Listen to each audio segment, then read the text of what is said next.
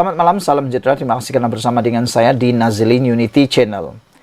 Isu yang masih hangat sehingga ke waktu ini ialah benarkah akan ada atau tiada, atau yang paling besar persoalan yang mungkin perlu dijawab ialah benarkah tiada lagi ahli-ahli parlimen daripada Perikatan Nasional untuk mengikuti jejak langkah Zulkarnain, Iskandar Zulkarnain, yang baru-baru ini telah pun mengumumkan sokongan beliau kepada Datuk Seri Anwar Ibrahim. Benarkah tiada lagi yang mahu menyertai beliau?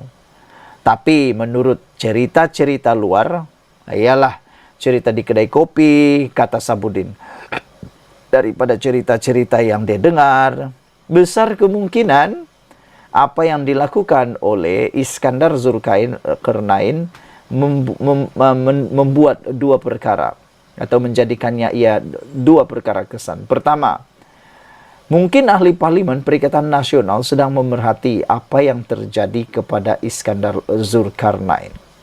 Yang kedua, mereka mungkin akan menjadikan itu sebagai duluan. Makna kata, kalau apa-apa berlaku kepada Iskandar Zulkarnain, itulah yang akan menjadi duluan kepada keputusan mereka. Contohnya, kalau Iskandar Zulkarnain, ahli parlimen Kuala Kangsar ini, tidak dipecat daripada Parti Bersatu dan tetap bersama dengan bersama dengan Perikatan Nasional dan tidak dipecat daripada Bersatu, maka dengan itu makin ramailah mungkin ahli-ahli parlimen daripada Perikatan Nasional yang akan mengikut jejak Iskandar Zulkarnain.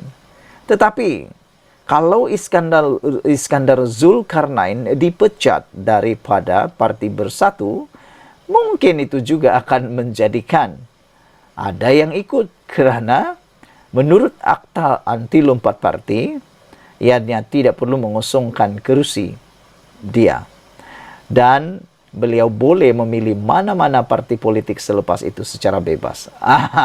Jadi mana-mana pun bahaya untuk Perikatan Nasional.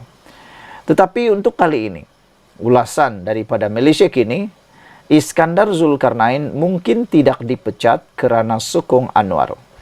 Tak tahulah, anda kategorikanlah sendiri, ianya berita burukkah atau itu adalah berita baikkah untuk Perikatan Nasional, untuk Muhyiddin Yassin, dan adakah itu juga berita baik kepada Datuk Seri Anwar Ibrahim untuk Kerajaan Perpaduan?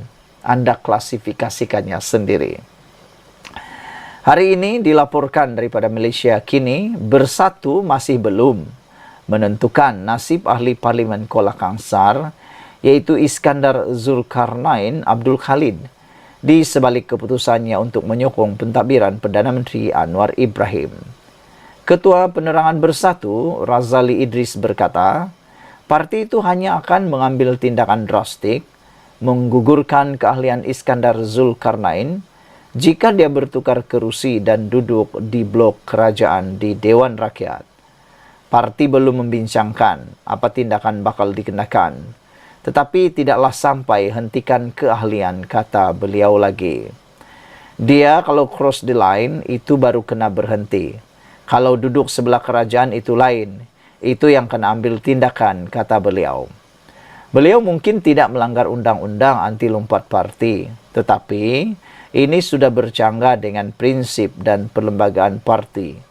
Katanya yang dipetik portal Utusan Malaysia hari ini.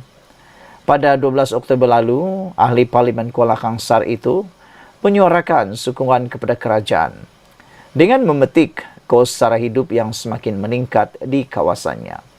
Dia berkata keputusannya itu juga bertujuan untuk menilai sama ada Perdana Menteri ikhlas dan mengutarakan janji memberi peruntukan untuk ahli parlimen yang menyokong dasar kerajaan perpaduan. Mengulas keputusan itu, Razali mengakui bahawa dia benar-benar terkilan dengan tindakan Wakil Rakyat Bersatu itu. Sebab, kata beliau, tiada ribut, tiada hujan, tiba-tiba dikabarkan beliau ditekan oleh kerajaan dan pihak berkuasa. Jika alasan beliau disebabkan peruntukan, Pemimpin lain pun berdepan masalah serupa, kata beliau lagi. Sehari selepas mengumumkan keputusan itu, Perikatan Nasional PN mendakwa kerajaan berterusan menyalahgunakan kuasa bagi melakukan intimidasi serta ugutan terhadap pemimpin pembangkang. Setiausaha Agung PN Hamzah Zainuddin mendakwa SPRM mengugut Iskandar Zulkarnain supaya menyokong Anwar atau menghadapi pertuduhan rasuah di mahkamah.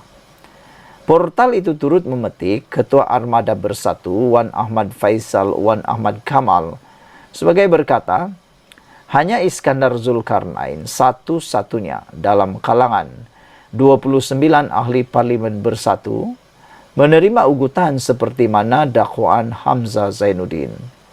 Sementara itu, bekas timbalan pengurus Suruhanjaya Pilihan Raya, Wan Ahmad Wan Omar pula dipetik berkata, dakwaan itu merupakan andaian oleh Perikatan Nasional dan tiada bukti yang kukuh. Ini hanya andaian, tetapi tiada bukti yang kukuh yang mengaitkan. Kononnya SPRM mengugut ahli parlimen Perikatan Nasional itu. Semalam, SPRM menafikan agensi itu terlibat dalam dakwaan bahwa pihaknya cuba menakut-nakutkan ahli parlimen PN itu supaya menyokong kerajaan. Ketua Pesuruhjaya SPRM Azam Baki berkata, dakwaan Perikatan Nasional itu bertujuan untuk mencemarkan nama baik mereka. Mengenai kedudukan Iskandar Zulkarnain di Dewan Rakyat, Wan Ahmad berkata, tindakannya tidak boleh diklasifikasikan sebagai melompat parti dan hilang kerusi parlimennya. Katanya lagi, sebagai ahli parlimen, wakil rakyat itu berhak mengundi siapapun meskipun bercanggah dengan pendirian parti yang diwakilinya. Itulah yang dikatakan sebagai demokrasi berparlimen. Apabila seseorang ahli parlimen boleh menyatakan sokongannya kepada mana-mana pemimpin parti. Justru Iskandar masih ahli parlimen Kuala Kangsar kerana beliau tidak melompat parti atau keluar daripada Perikatan Nasional PN, katanya lagi. Wan Ahmad Faisal juga dilaporkan bersetuju dengan pandangan itu.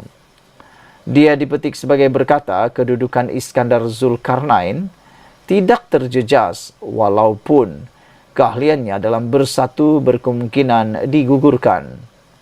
Ini kerana katanya bersatu tidak mempunyai kuasa undang-undang yang menyatakan mana-mana ahli parlimen dan adun yang dipecat daripada parti dianggap sebagai lompat parti dan perlu mengosongkan kerusi dengan serta-merta. Tidak ada undang-undang bersatu pecat wakil rakyat dianggap lompat parti, katanya lagi. Saudara-saudara sekalian, beberapa komen daripada yang kita terima di ruangan Malaysia Kini menulis pelbagai reaksi terhadap perkara ini. Sekian dulu untuk kali ini. Jangan lupa tinggalkan komen anda. Sila tekan butang subscribe. Malaysia kita punya, kita jaga sama-sama cintai Malaysia. Kita jumpa lagi. Bye-bye.